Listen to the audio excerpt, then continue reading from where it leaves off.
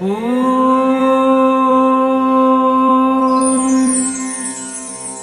श्री एकमुखी हनुमत्कवचं प्रारम्भ्यते। मनोजवं मारुततुल्यवेगं जितेन्द्रियं बुद्धिमतां वरिष्ठं वातात्मजं वानरयूथमुख्यं श्रीरामदूतं शरणं प्रपद्ये। श्रीरामदूतं शिरसा नमामि। श्रीहनुमते नमः। एकदा सुखमासीनं शङ्करं लोकशङ्करं प्रपच्छ गिरिजाकान्तं कर्पूरधवलं शिवम्। पार्वत्युवाच भगवन् देवदेवेश लोकनाथ जगद्गुरो शोकाकुलानां लोकानां केन रक्षा भवेत् ध्रुवम्। संग्रामे संकटे घोरे भूतप्रेतादिके भये दुःखदावाग्निसन्तप्तचेतसां दुःखभागिनाम्। ईश्वर उवाच शृणु देवि प्रवक्ष्यामि लोकानां हितकाम्यया विभीषणाय रामेण प्रेम्णा दत्तं च यत्पुरा कवचं कपिनाथस्य वायुपुत्रस्य धीमतः गुह्यं ते सम्प्रवक्ष्यामि विशेषात् शृणु सुन्दरी। ॐ अस्य श्री हनुमत्कवचस्तोत्रमन्त्रस्य श्रीरामचन्द्र ऋषिः अनुष्टुप्छन्दः। श्रीमहावीरो हनुमान् देवता मारुतात्मज इति बीजम्। ॐ अञ्जनीसूनुरिति शक्तिः। ॐ ह्रैं ह्रां ह्रौं इति कवचम्। स्वाहा इति कीलकम्। लक्ष्मणप्राणदाता इति बीजम्। मम सकलकार्यसिद्ध्यर्थे जपे विनियोगः। अथ न्यासः। ॐ ह्रां अङ्गुष्ठाभ्यां नमः। ॐ ह्रीं तर्जनीभ्यां नमः। ॐ ह्रूं मध्यमाभ्यां नमः। ॐ ह्रैं अनामिकाभ्यां नमः। ॐ ह्रौं कनिष्ठिकाभ्यां नमः। ॐ ह्रः करतलकरपृष्ठाभ्यां नमः। ॐ अञ्जनीसूनवे हृदयाय नमः। ॐ रुद्रमूर्तये शिरसि स्वाहा। ॐ वायुसुतात्मने शिखायै वषट्। ॐ वज्रदेहाय कवचाय हुम्। ॐ रामदूताय नेत्रत्रयाय वौषट्। ॐ ब्रह्मास्त्रनिवारणाय अस्त्राय फट्। ॐ रामदूताय विद्महे कपिराजाय धीमहि तन्नो हनुमान् प्रचोदयात्। ॐ हुं फट् स्वाहा इति दिग्बन्धः। अथ ध्यानम्। ॐ ध्यायेत् बालदिवाकरधृतिनिभं देवारिदर्पापहम्। देवेन्द्रप्रमुखप्रशस्तयशसं देदीप्यमानं वृचा सुग्रीवादिसमस्तवानरयुतं सुव्यक्ततत्त्वप्रियम्। संरक्तारुणालोचनं पवनजं पीताम्बरालङ्कृतम्। उद्यन्मार्ताण्डकोटिप्रकटरुचियुतं चारुवीरासनस्थम्। मौञ्जीयज्ञोपवीतारुणरुचिरशिखाशोभितं कुण्डलाङ्गम्। भक्तानामिष्टदं तं प्रणतमुनिजनं वेदनादप्रमोदम् ध्यायेद्देवं विधेयं प्लवगकुलपतिं गोष्पदीभूतवार्धिम्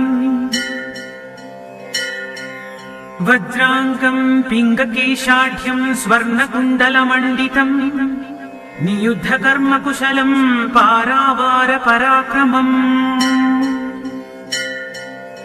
वामहस्ते महावृक्षं दशास्य करखण्डनम् उद्यद्दक्षिणदोर्दण्डं हनुमन्तं विचिन्तयेत् स्फटिकाभं स्वर्णकान्तिद्विभुजं च कृताञ्जलिम् कुण्डलद्वय संशोभिमुखाम्भोजं हरिं भजेत् उद्यद्यादित्यसङ्काशमुदारभुज विक्रमम् कन्दर्पकोटिलावण्यं सर्वविद्याविशारदम्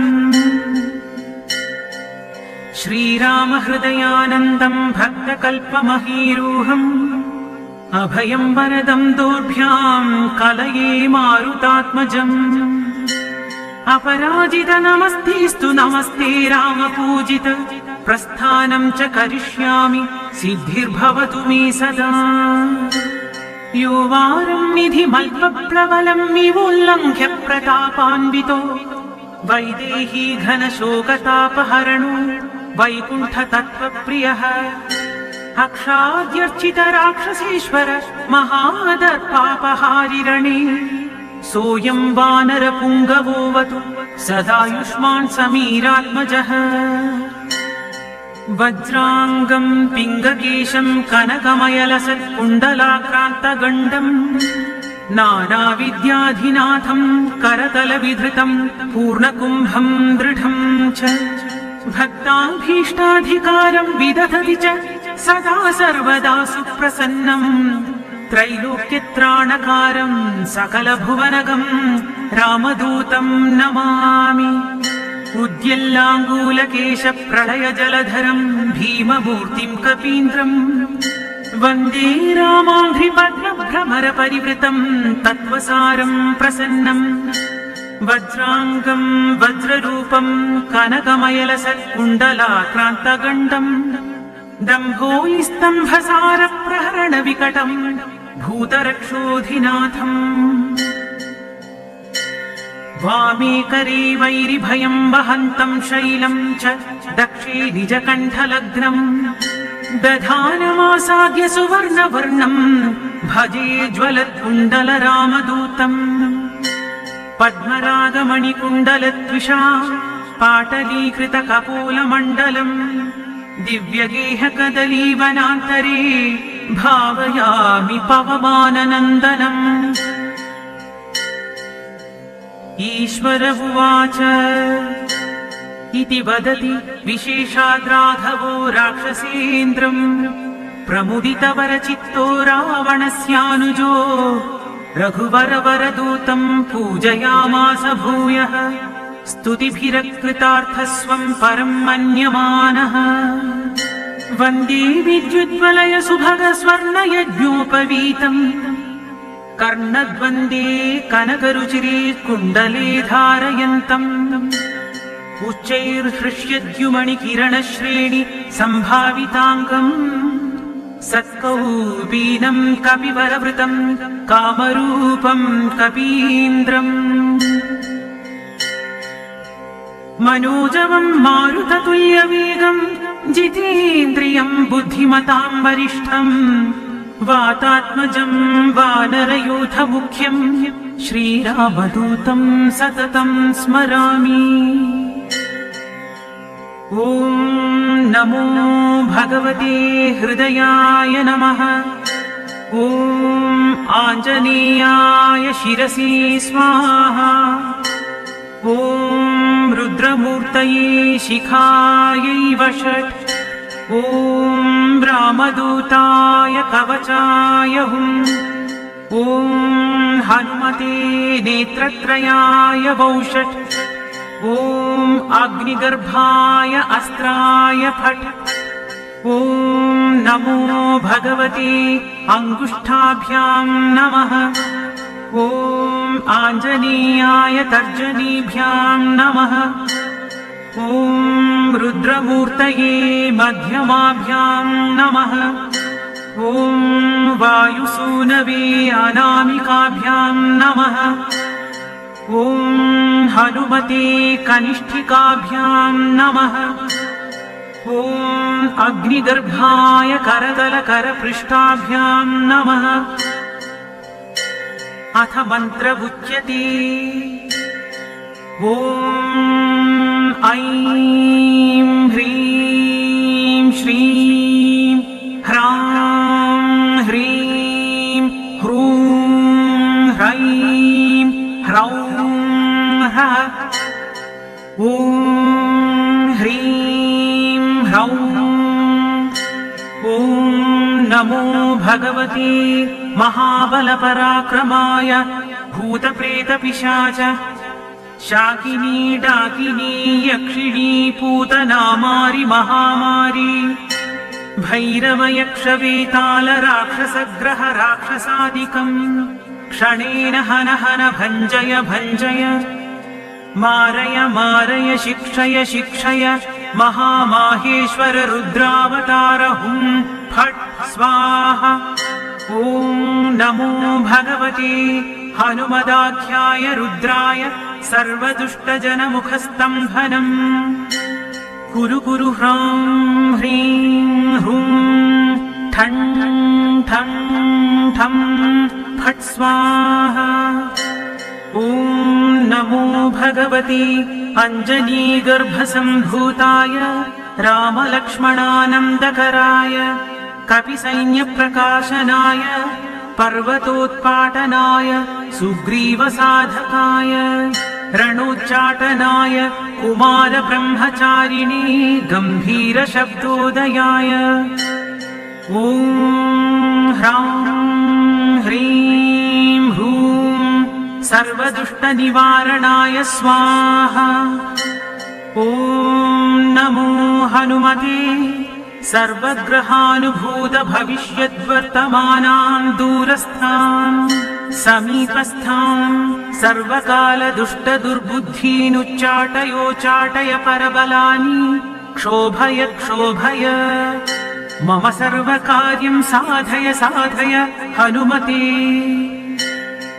ॐ ह्रां ह्रीं ह्रूं फट्देहि। ॐ शिवं सिद्धं ह्रां ह्रीं ह्रूं ह्रौं स्वाहा। ॐ नमो हनुमते परकृतां तन्त्रमन्त्र पराहंकार भूतप्रेतपिशाच परदृष्टि सर्वविघ्न दुर्जन चेटक विधान् सर्वग्रहान् निवारय निवारय। वध वध पच पच दल दल किल किल सर्वकुयन्त्राणि दुष्टवाचं फट् स्वाहा। ॐ नमो हनुमते पाहि पाहि एहि एहि एहि। सर्वग्रहभूतानां शाकिनी डाकिनीनां विषं दुष्टानां सर्वविषयान् आकर्षय आकर्षय मर्दय मर्दय भेदय भेदय। मृत्युमुत्पाटयोत्पाटय शोषय शोषय ज्वल ज्वल प्रज्वल प्रज्वल। भूतमण्डलं प्रेतमण्डलं पिशाचमण्डलं निरासय निरासय। भूतज्वर प्रेतज्वर चातुर्थिकज्वर विषमज्वर माहेश्वरज्वरान् छिन्धि छिन्धि भिन्धि भिन्धि। अक्षिशूल वक्षशूल शरोभ्यन्तरशूल गुल्मशूल पित्तशूल ब्रह्मराक्षसकुल परकुल नागकुल विषं नाशय नाशय निर्विषं कुरु कुरु फट् स्वाहा। ॐ ह्रीं सर्वदुष्टग्रहान् निवारय फट् स्वाहा। ॐ नमो हनुमते पवनपुत्राय वैश्वानरमुखाय हन हन पापदृष्टिं षण्ढदृष्टिं हन हन। हनुमदाज्ञया स्फुर स्फुर फट् स्वाहा। श्रीराम उवाच हनुमान् पूर्वतः पातु दक्षिणे पवनात्मजः प्रतीच्यां पातु रक्षोघ्न उत्तरस्यामब्धिपारगः उदीच्यामूर्ध्वगः पातु केसरी प्रियनन्दनः अधश्च विष्णुभक्तस्तु पातु मध्ये च पावनिः अवान्तरदिश पातु सीताशोकविनाशनः लङ्काविदाहकः पातु सर्वापद्भयो निरन्तरम् सुग्रीवसचिव पातु मस्तकं वायुनन्दनः भालं पातु महावीरो भ्रुवोर्मध्ये निरन्तरम् नेत्रे छायापहारी च पातु न प्लवगेश्वरः कपोलकर्णमूले तु पातु श्रीरामकिङ्करः नासाग्रे अञ्जनीसूनुर्वक्त्रं पातु हरीश्वरः वाचं रुद्रप्रिय पातु जिह्वां पिङ्गललोचनः पातु दन्तान् फाल्गुनेष्टश्चिबुकं दैत्यप्राणहृत् ओष्ठं रामप्रिय पातु चिबुकं दैत्यकोटिहृत् पातु कण्ठं च दैत्यारि स्कन्धौ पातु सुरार्चितः भुजौ पातु महातेजा करोतु चरणायुधः नखान्नखायुधः पातु कुक्षिं पातु कपीश्वरः वक्षो मुद्रापहारी च पातु पार्श्वे भुजायुधः लङ्काविभञ्जनं पातु पृष्ठदेशे निरन्तरम् नाभिं च रामदूतस्तु कटिं पात्वनिलात्मजः गुह्मं पातु महाप्राज्ञ सृक्किणी च शिवप्रिया ऊरू च जानुनी पातु लङ्काप्रसादभञ्जनः जङ्घे पातु महाबाहुर्गुल्फौ पातु महाबलः अचलोद्धारकः पातु पादौ भास्करसन्निभः पादान्ते सर्वसत्त्वाढ्य पातु पादाङ्गुलीस्तथा सर्वाङ्गानि महावीरः पातु रोमाणि चात्मवान् हनुमत्कवचं यस्तु पठेद् विद्वान् विचाक्षणः स एव पुरुषश्रेष्ठो भक्तिं मुक्तिं च विन्दति त्रिकालमेककालं वा पठेन्मासत्रयं सदा सर्वान् रिपून् क्षणे जित्वा स पुमान् श्रियमाप्नुयात् मध्यरात्रे जले स्थित्वा 7 वारं पठेद्यदि क्षयापस्मारकुष्ठादि तापत्रय निवारणम् आर्किवारेष्वत्थमूले स्थित्वा पठति यः पुमान् अचलां श्रियमाप्नोति सङ्ग्रामे विजयी भवेत् यः करे धारयेन्नित्यं स पुमान् श्रियमाप्नुयात् विवाहे दिव्यकाले च द्यूते राजकुले रणे भूतप्रेतमहादुर्गे रणे सागरसम्प्लवे 10 वारं पठेद्रात्रौ मिताहारी जितेन्द्रियः विजयं लभते लोके मानवेषु नराधिपः सिंहव्याघ्रभये चाग्नौ शरशस्त्रास्त्रयातने शृङ्खलाबन्धने चैव कारागृहनियन्त्रणे कायस्तम्भे वह्निदाहे गात्ररोगे च दारुणे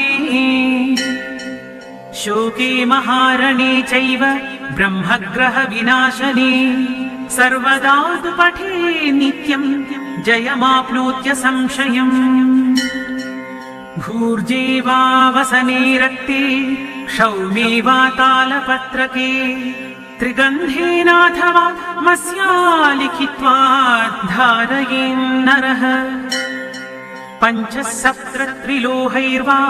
गोपितं कवचं शुभं गले कट्यां बाहुमूले वा कण्ठे शिरसि धारितम् सर्वान् कामानवाप्नोति सत्यं श्रीरामभाषितम्